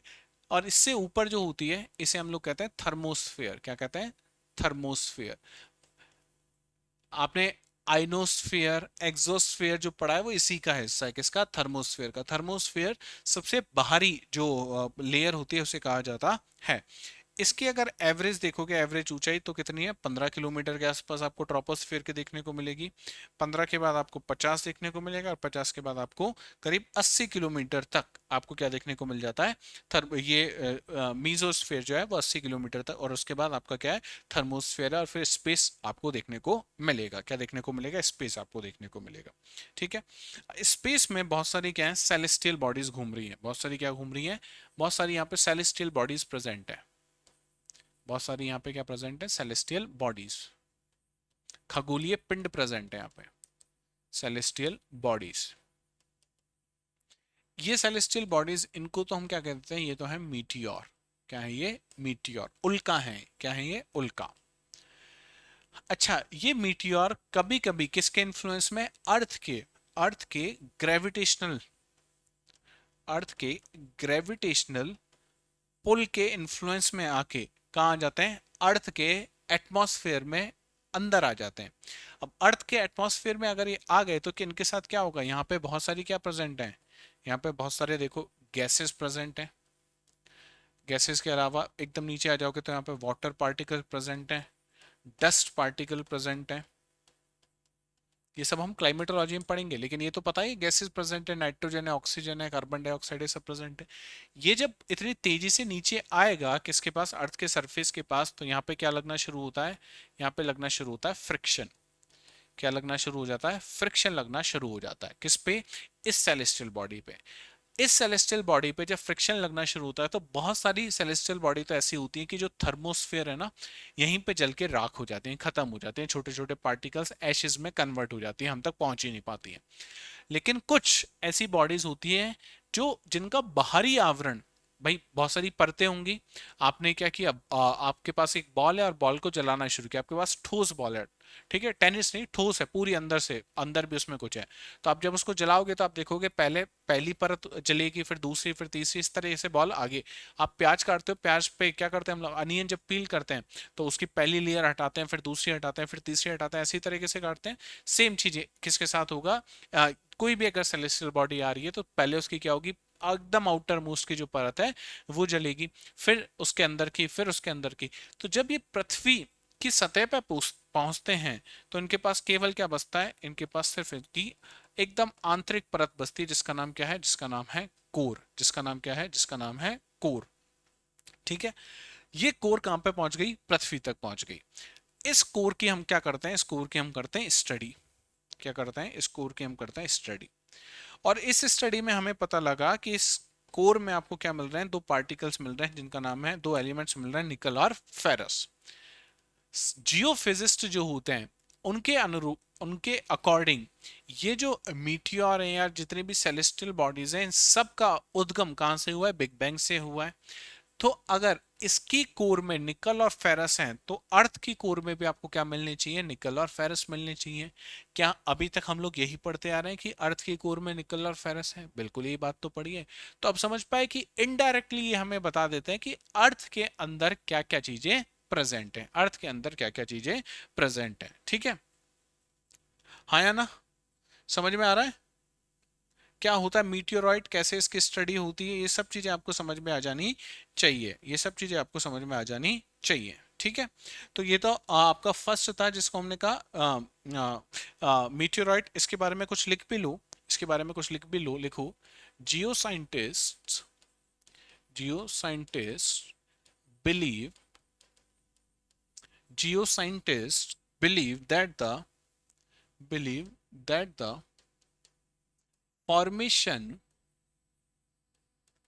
formation of formation of the formation of the meteoroid and the planet earth and the planet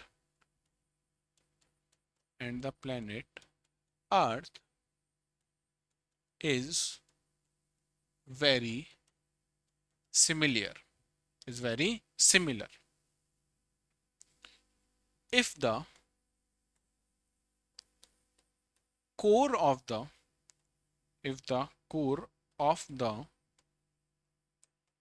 meteoroid have nickel and ferrous, if the core of the meteoroid have nickel and ferrous, then then it is assumed that the core of the earth also consists of same type of elements, same type of elements, ठीक है, same type of elements. तो ये बात हमने करी किसके बारे में, स्टडी ऑफ मीटियोराइट्स के बारे में, ठीक है। क्या आप मुझे एक चीज बता पाओगे कि उल्का, उल्काब और उल्का पिंड में क्या अंतर होता है?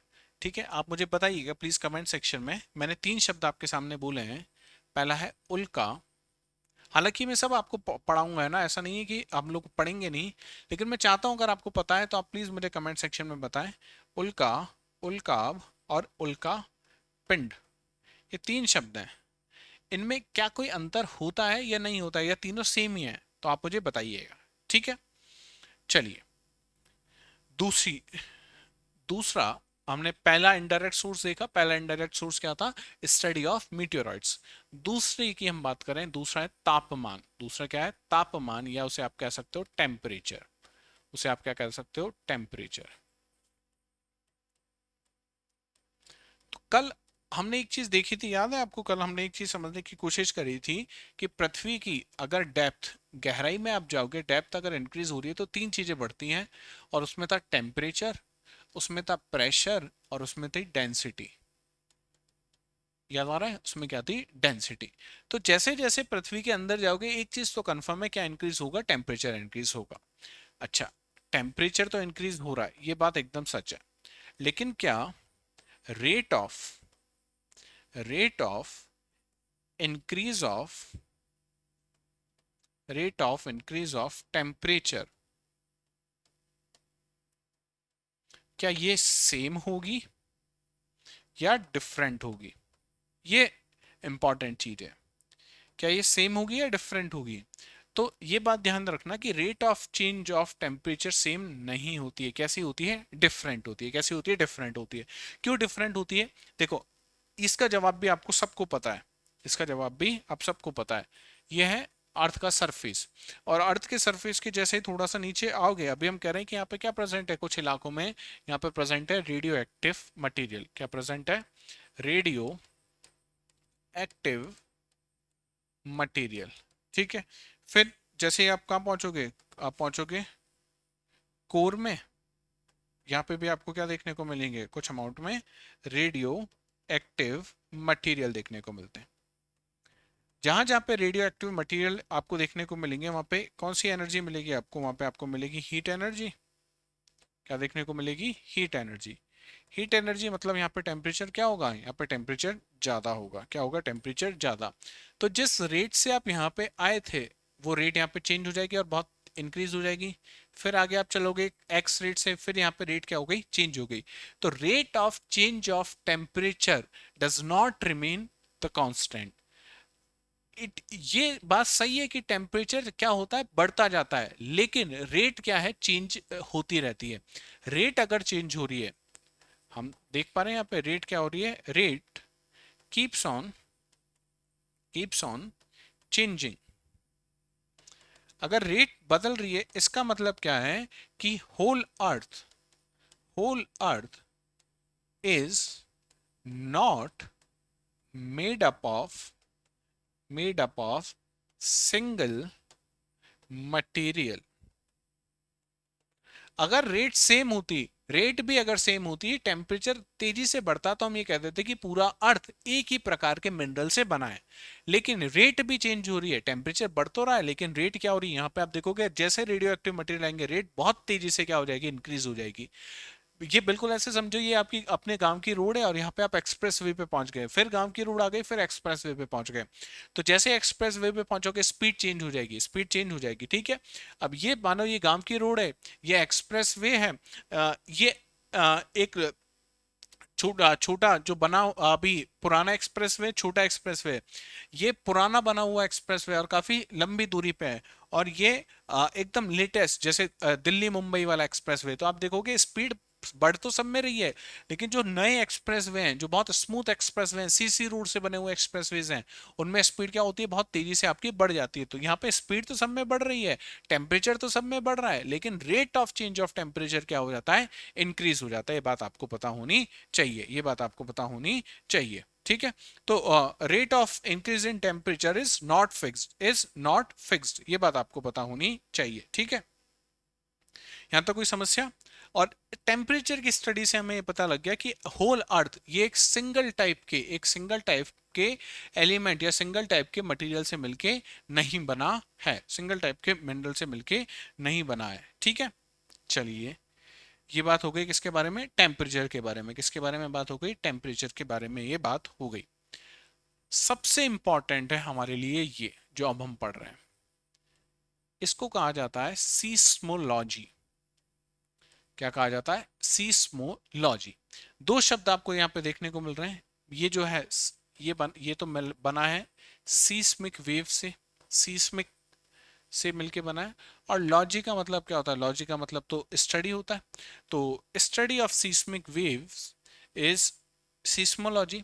सीस्मोलॉजी से भी हमें अर्थ के इंटीरियर के बारे में पता लगता है। ठीक है, और सबसे ज्यादा अच्छी तरीके से हमें किसने बताया है अर्थ के इंटीरियर के बारे में, सीस्मोलॉजी ने बताया। ठीक है, अब सीस्मोलॉजी क्या होता है या सीस्मिक वेव क्या होता है, इसको समझो कि अर्थक्वेक, अर्थक्वेक इसकी बहुत बेसिक डेफिनेशन अगर आप देखोगे तो ये क्या होता है, it is nothing but it is the shaking of the अर्थ। क्या है ये, शेकिंग ऑफ द अर्थ है, इसी को कहते हैं अर्थक्वेक।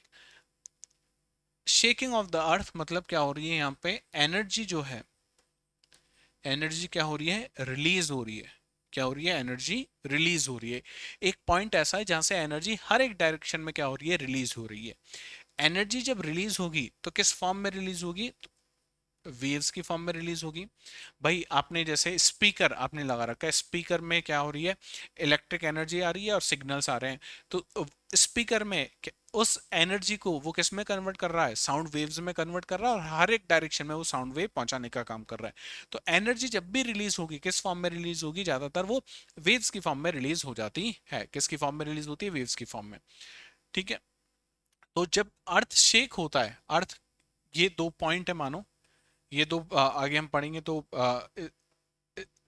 प्लेट्स हैं, और इन प्लेट्स के बीच में अगर यहाँ पे एनर्जी रिलीज हो गई तो ये एनर्जी हर एक डायरेक्शन में क्या होगी, प्रोपोगेट होगी।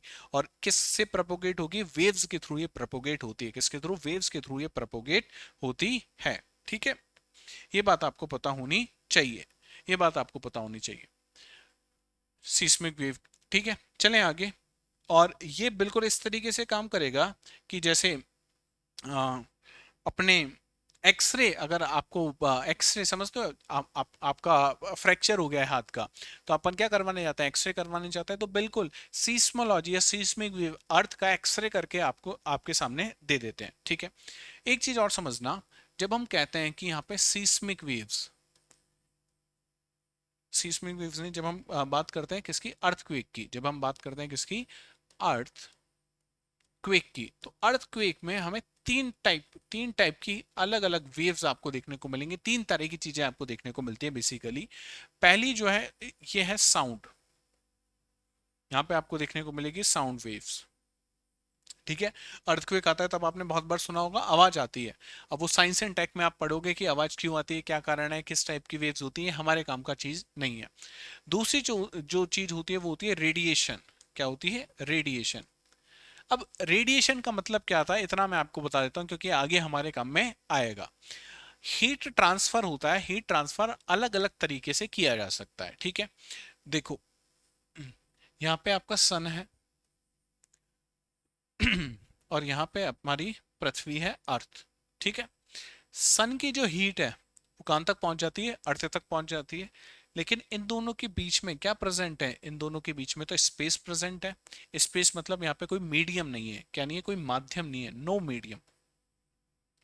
लेकिन फिर भी क्या हो रही है, हीट जो है सन की कहां तक पहुंच जा रही है, अर्थ तक पहुंच जा रही है। तो ये जो ट्रांसफर ऑफ हीट हो रहा है इस चीज को कहा जाता है रेडिएशन। क्या कहा जाता है, रेडिएशन। समझ गए रेडिएशन क्या होता है। माइक्रोवेव ओवन जो होता है, माइक्रोवेव ओवन में आप खाना रखोगे और माइक्रोवेव ओवन आपने ऑन कर दिया तो खाना गर्म होना शुरू हो जाता है। वहां पे माइक्रोवेव रेडिएशन के थ्रू, विकिरण के माध्यम से यहाँ पे क्या हो रही है, ऊर्जा का आदान प्रदान हो रहा है। ठीक है, ये चीज होती है रेडिएशन। तो जब अर्थक्वेक आते हैं तो रेडिएशन में निकलते हैं। और तीसरी जो चीज होती है वो होती है मैकेनिकल वेव। कौन सी वेव, मैकेनिकल वेव।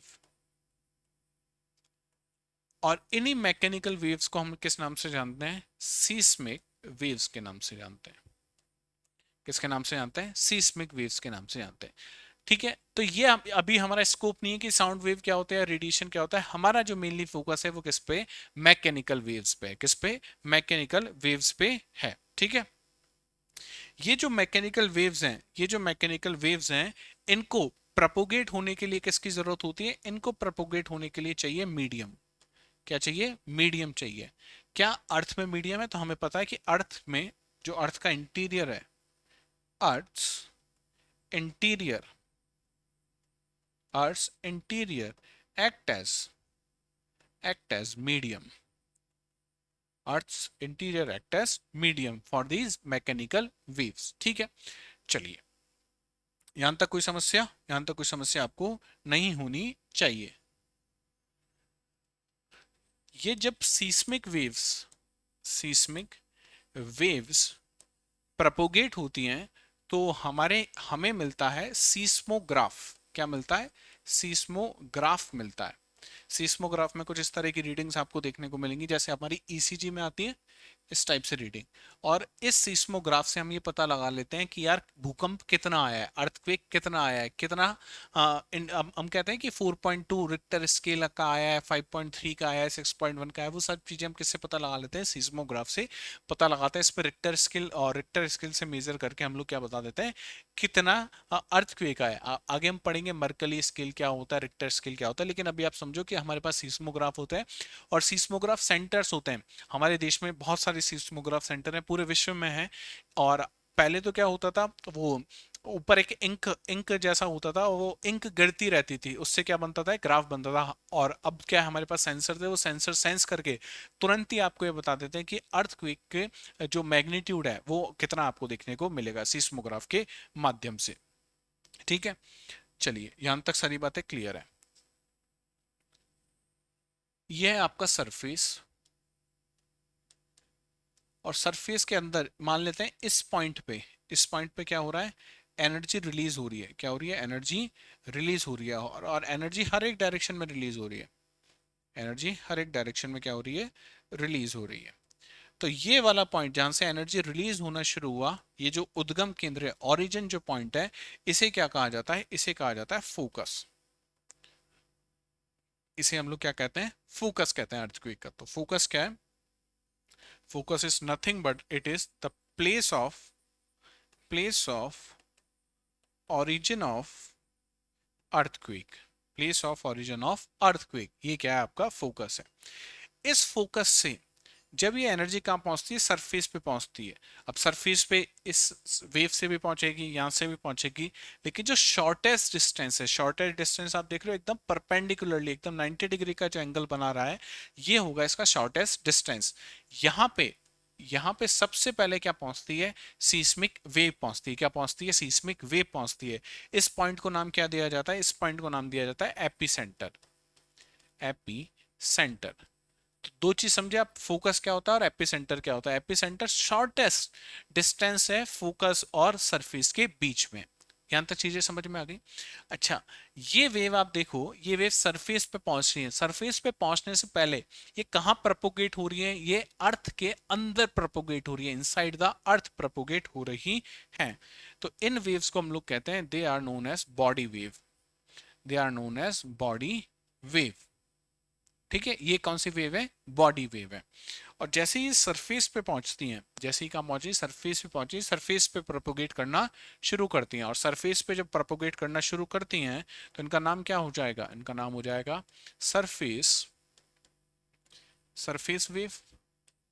आया ना? यहां तक कोई समस्या? वाटर बॉडी वेव्स और वाटर सरफेस वेव। तो बॉडी वेव और सरफेस वेव सबसे ज्यादा डिस्ट्रक्शन करती हैं। ठीक है, और बॉडी वेव को प्रोपोगेट करने के लिए किसकी जरूरत पड़ती है? मीडियम की जरूरत पड़ती है। यहां तक सारी चीजें आपको क्लियर होनी चाहिए। हमें क्या पढ़ना है? हमें जानना है इंटीरियर ऑफ द अर्थ। क्या जानना है? Interior of the earth. Interior of earth जानने के लिए बताओ मुझे कौन सी वेव के बारे में पढ़ना होगा? सरफेस वेव या बॉडी वेव? बताओ कि इंटीरियर ऑफ द अर्थ की स्टडी हमें करनी है, यही हम कर रहे हैं। इंटीरियर ऑफ अर्थ को जानने के लिए मुझे बॉडी वेव जाननी है, सरफेस वेव के बारे में पढ़ना होगा। तो बॉडी वेव जो अर्थ की बॉडी के अंदर चल रही हैं वो मुझे इंफॉर्मेशन दे सकते हैं किसका, इंटीरियर ऑफ द अर्थ का। मुझे सरफेस वेव अभी यहाँ पे नहीं पढ़नी है, मुझे सरफेस वेव यहाँ पे नहीं पढ़नी है, ठीक है। तो इसका अगर अपन चार्ट बनाना चाहें तो इस तरीके से बनेगा ये। Seismic wave can be classified under two categories. One is body wave, another one is surface wave. Body wave can be categorized into two parts. One is known as primary wave, second one is known as secondary wave. P wave and S wave भी इन्हें कहा जाता है। क्या कहा जाता है? P wave और S wave, ठीक है। सरफेस वेव क्या करती हैं? सरफेस वेव डिजास्टर करती हैं और ये इंटीरियर ऑफ द अर्थ के बारे में हमें ज़्यादा इंफॉर्मेशन नहीं देती हैं। हालांकि ये भी दो टाइप्स की होती हैं। पहली होती है लव वेव और दूसरी होती है आर वेव, यानी रेले वेव कहते हैं, आर वेव, और ये होती है एल वेव, ठीक है। यहां तक सारी क्लियर है चीजें। कल हम लोग कहां से शुरू करेंगे? कल हम लोग शुरू करेंगे इस बॉडी वेव से, और हम लोग जानने की कोशिश करेंगे प्राइमरी और सेकेंडरी के बारे में कि what are primary waves, what are secondary waves, and how by studying these primary and secondary waves we can understood the interior of the earth, we can understood the interior of the earth। Starting में हम लोग 1.5 घंटा के आसपास classes में इसलिए ले रहा हूँ ताकि लोग जो हैं, जो धीमे धीमे हम 3 क्लास 4 क्लास तक इतनी मैं स्पीड रखूंगा 1-1.5 घंटे के आसपास, ताकि जो लोग जुड़ रहे हैं उनकी ज़्यादा नुकसान ना हो। एक बार जब हमारे पास ठीक ठीक से नंबर आने लगेंगे उसके बाद वो जो अपनी क्लासेस हैं 2, ढाई, 3 घंटे की हम लोग उसको एक्सटेंड करना शुरू कर देंगे। तो आप परेशान मत होना कि साहब आप तो 1.5 घंटा ही पढ़ा रहे हो, आप तो 1 घंटा 20 मिनट ही पढ़ा रहे हो, कैसे कोर्स होगा। आपका कोर्स खत्म करवाना आपसे ज़्यादा वो जो जिम्मेदारी है वो किसकी है? मेरी है। तो उसमें परेशान होने की आपको ज़रूरत नहीं है, उसमें परेशान होने की ज़रूरत आपको नहीं है, ठीक है। तो ये था आज के लिए मेंस का क्वेश्चन। हाँ, मेंस का क्वेश्चन हम लोग लिख लेते हैं बिल्कुल। क्वेश्चन क्या है?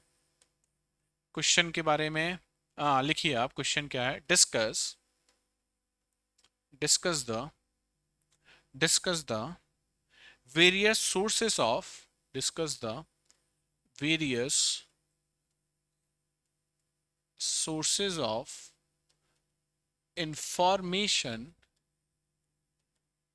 various sources of information used by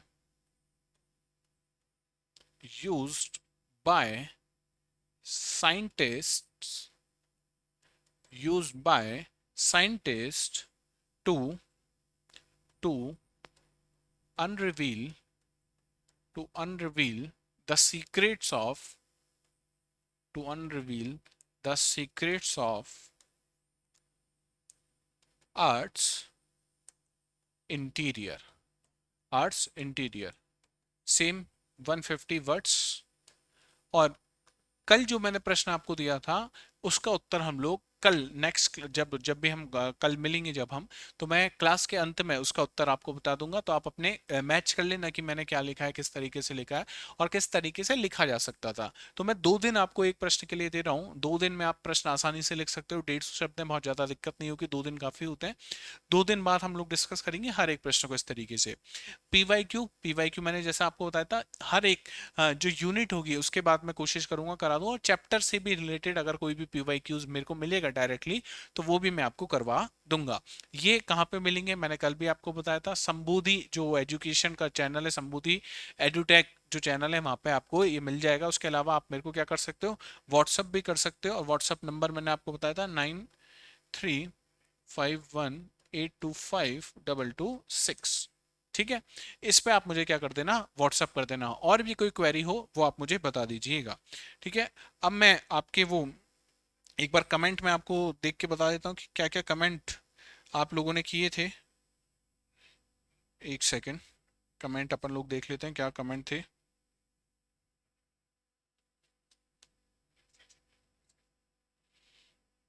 comment, sir request है आपसे बस इस कोर्स को कंटिन्यू रखना, ये धर्म 0708 ने बोला है। बिल्कुल धर्म जी परेशान ना होइए, कोर्स पूरा कंप्लीट होगा ज्योग्राफी का, मैं प्रॉमिस करता हूँ, वादा करता हूँ। ज्योग्राफी जी कह रहे हैं बहुत ही शानदार क्लास, ओके। काना व्लॉग्स ने कहा है सर इस सीरीज के साथ कोई और सब्जेक्ट की सीरीज भी स्टार्ट करना प्लीज। काना जी आई एम ट्राइंग कि मैं एक ऐसा सब्जेक्ट जो मेंस के पर्सपेक्टिव से हो, जो 2025 वाला मेंस देने वाले लोग हैं उनके लिए भी फायदेमंद हो जाए और हम लोगों के लिए तो हो ही जाए। तो मैं कोशिश कर रहा हूँ यार, या तो इंटरनल सिक्योरिटी या डिजास्टर मैनेजमेंट, जैसे ही मुझे समय मिलता है विद इन या तो इस वीक या नेक्स्ट वीक में मैं अपन लोग शुरू कर देंगे, ठीक है। कान्हा जी कह रहे हैं बहुत बढ़िया पढ़ाया सर आपने आज, thank you so much, thank you Kanha ji. Arshvas education zone बोल रहे हैं शानदार। वंदना यादव जी ने thanks for the series, Anjani ji ने एक्सीलेंट, अभिलाषा जी ने thanks a lot for this series. तो थैंक यू यार, आप इसी तरीके से प्यार देते रहो और मैं आपसे ये बात प्रॉमिस करता हूँ है ना कि ऐसा नहीं होगा कि बीच में डिसकंटिन्यू हो गई सीरीज, या ऐसा नहीं होगा। मैंने वादा किया है कि ज्योग्राफी प्रीलिम्स मेंस की दृष्टि से मैं आपको पूरा पढ़ाऊंगा, उसके अलावा भी जो जो सब्जेक्ट मेरे हैं मैं सारा आपको करवाऊंगा, ठीक है। तो ऐसा नहीं होगा कि बीच में सीरीज बंद हो जाए या डिसकंटिन्यू हो जाए क्लास, ऐसा बिल्कुल नहीं होगा। क्लास के जितने भी नोट्स हैं अभी हो सकता है आपको ये लग रहा हो कि हमें कोई प्रिंटेड या पीडीएफ फॉर्म में नहीं मिल रहे हैं, तो I am working on it. English वाले तो ऑलमोस्ट तैयार है, हिंदी वालों पे मैं काम कर रहा हूँ, और जैसे ही वो तैयार हो गया मैं यूनिट वाइज आपको, या तो यूनिट वाइज या चैप्टर वाइज बना के मैं आपको क्या कर दूंगा, प्रोवाइड करा दूंगा। ये सब चीजें मैं आपके लिए करने को तैयार हूँ। इसके बदले मुझे आपसे सिर्फ क्या चीज चाहिए, मुझे आपका प्यार चाहिए, और आपका प्यार आप किस तरीके से दे सकते हो, लाइक कर सकते हो, शेयर कर सकते हो चैनल को जितना ज्यादा, सब्सक्राइब करवाओ। और आप समझो हम लोग 600 लोगों का परिवार बन चुके हैं। अगर हर एक विद्यार्थी जो है अपना परिवार का सदस्य 10 और लोगों तक हम लोग पहुंच जाए, याद करो सलमान खान का डायलॉग है कि आप थैंक यू नहीं, 3 और लोगों को आप क्या कर दो, थैंक यू बोल दो मुझे थैंक यू बोलने की जगह।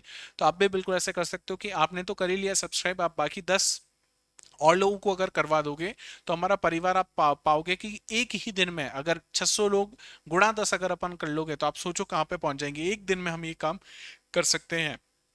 और आप सब लोग इस परिवार का हिस्सा है, अकेला मेरा परिवार नहीं है, या मैं इसका कोई मुखिया नहीं हूं, मैं भी आपकी ऐसे ही एक वो एस्पिरेंट हूं जिसके बस क्या है, अटेम्प्ट एग्जॉस्ट हो चुके हैं ना। तो कोशिश करना ये सब चीजें हो जाए, और मिलते हैं नेक्स्ट क्लास में। मैं ये सारे जो नोट्स हैं काम आपको प्रोवाइड करा दूंगा संबोधि वाले चैनल पे। तो तब तक अपना ध्यान रखिए, जय हिंद जय भारत।